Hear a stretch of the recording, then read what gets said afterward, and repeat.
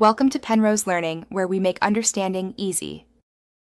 In this video, I will explain how to format your MacBook Pro.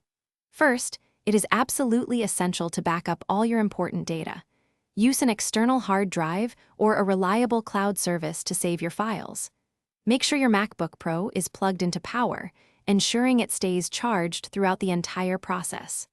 Also, disconnect any external devices like USB drives or monitors before you begin.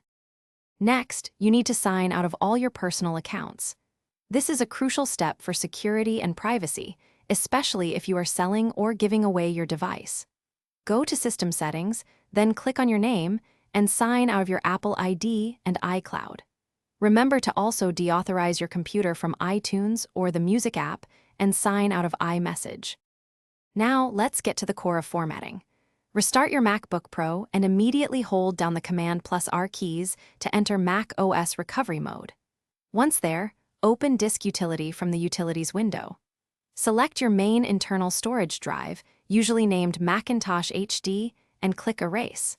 After erasing, return to the Utilities window and select Reinstall Mac OS to begin the installation. Once Mac OS has finished reinstalling, your MacBook Pro will restart to a welcome screen, just like when it was brand new. You can then follow the on-screen prompts to set up your device. You have the option to restore your data from the backup you created earlier, or you can choose to start completely fresh with a clean installation.